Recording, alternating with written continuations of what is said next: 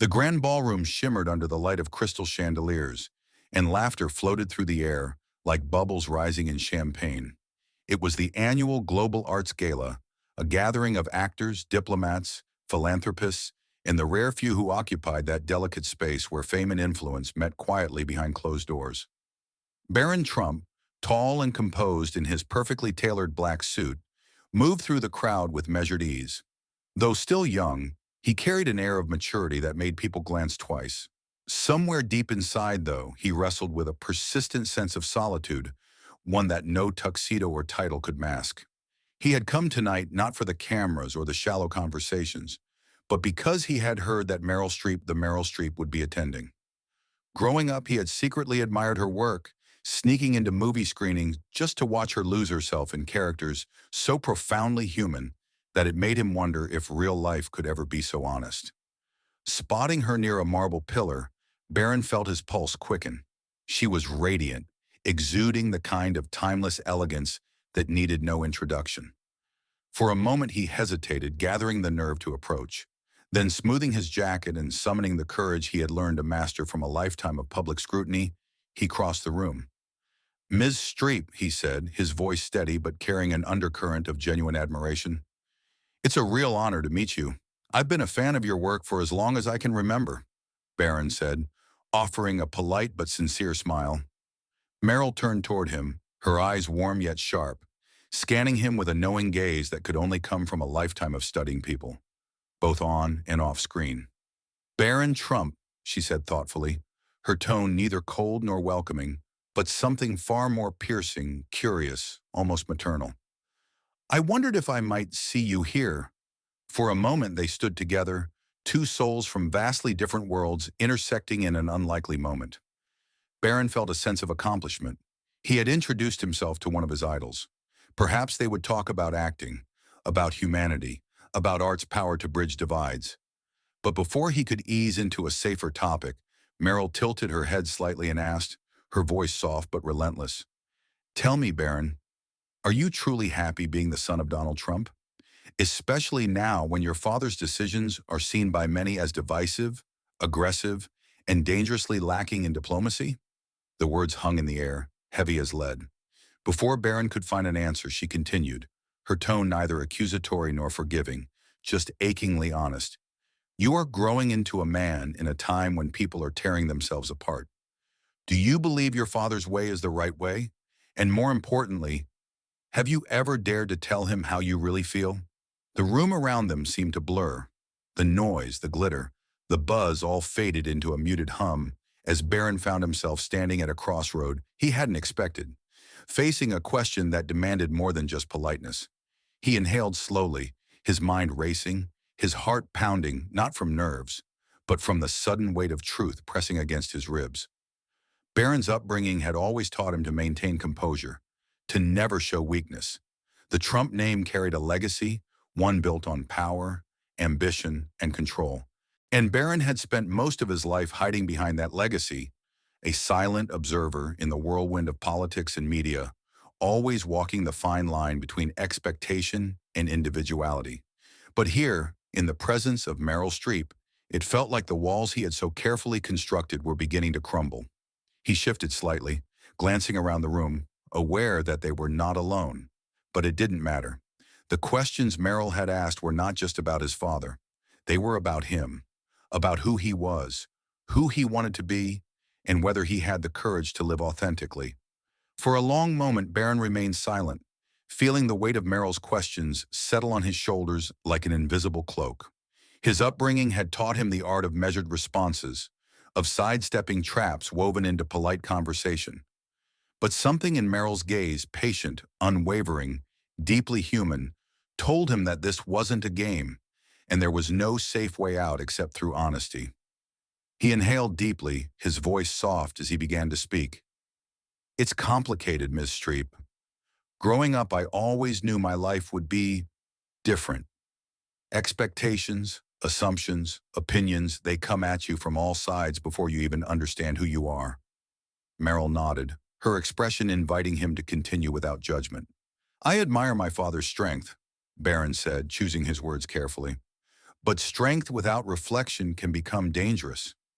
And sometimes I wonder if he's so used to fighting battles that he no longer sees when peace is possible. He added, his voice steady but carrying a tremor of vulnerability. Meryl's eyes softened, the hard edges of her earlier questions giving way to a kind of quiet empathy. "Have you ever told him that?" she asked gently, folding her hands in front of her as if trying to offer him a safe space. Barron paused, the memory of countless dinners, meetings, and tense silences flooding his mind. "Not in so many words," he admitted. "I think he sees my silence as agreement, but really, sometimes silence is just survival." Meryl studied him for a moment longer, as if searching for the young man buried beneath the name, the politics, the impossible expectations. "You know," she said thoughtfully, "it's easier to shout on a stage or argue in a headline. It's much harder to sit across from someone you love and tell them a truth that could break them." Barron smiled faintly, a flicker of gratitude passing across his face. "I guess you've had to do that in your own life," he said, sensing the weight behind her words. "More times than I can count," Meryl replied with a bittersweet laugh. "But here's the thing. Barren honesty doesn't always destroy relationships. Sometimes it's the only thing that saves them." Barron looked down at his hands for a moment, then back up at Meryl, his blue eyes clear and earnest. "I'm scared that if I speak my mind, I'll lose the little connection we have left," he confessed. "And if you don't?" Meryl asked softly, tilting her head. "What do you lose then?" Barron didn't answer right away. Instead, he stood there, feeling the truth of her question ripple through him like a cold current. "What do you lose when you stay silent too long? Maybe you lose yourself." The music in the background faded into a dull hum, the clinking of glasses and murmured conversations, blurring into an indistinct haze around them. For a brief, strange moment, it felt to Barron as if he and Meryl were standing alone in the universe, suspended in a fragile bubble of raw honesty.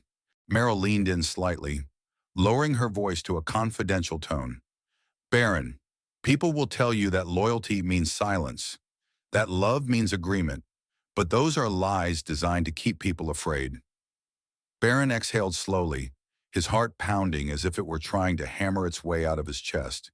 He wanted to believe her, yet the fear that had been stitched into him since childhood, fear of disappointing, fear of betraying, fear of being misunderstood, clung tightly.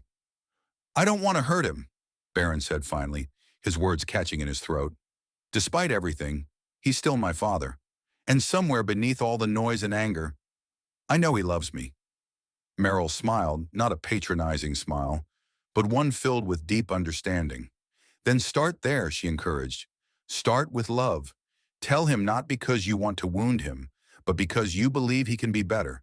Because you want to meet him, not as a soldier meets an enemy, but as a son meets his father."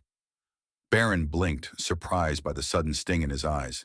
He looked away briefly, composing himself before meeting her gaze again. "What if he refuses to listen?" he asked, his voice barely above a whisper. "Then at least you'll know," Meryl said with quiet certainty. "At least you'll have been true to yourself. And sometimes, Barron, living with regret for what you didn't say is far heavier than any rejection you could ever face." For a long time, Barron said nothing. He simply let the words settle inside him, sinking into places even he hadn't realized were wounded. Finally, he smiled, not the polished, polite smile he had learned to perfect for cameras, but a small, real smile that crept onto his face like the first break of sunlight after a long storm. "Thank you," he said sincerely. "I don't think you realize how much I needed to hear that tonight." Meryl touched his arm lightly, a simple maternal gesture full of silent encouragement. "You have more strength than you know," she said kindly. As Meryl turned to rejoin the gathering, Barron stood there for a moment longer, feeling different, lighter somehow, and yet more grounded. Meryl's words echoed in his mind, and for the first time in his life, Barron felt a new clarity. He was not defined by his father, nor by the expectations of the world. He was his own person, capable of making his own choices. And with that realization, a new resolve began to take root inside him. It was time to speak, time to be honest, time to be the son his father never knew he could be, time to live as his true self. Barron walked out of the ballroom that night with a new sense of purpose. The path ahead was unclear, but for the first time, he was ready to walk it on his own terms. Let's keep the conversation going. Subscribe, share, and drop your thoughts below. Your perspective is valuable and might inspire others.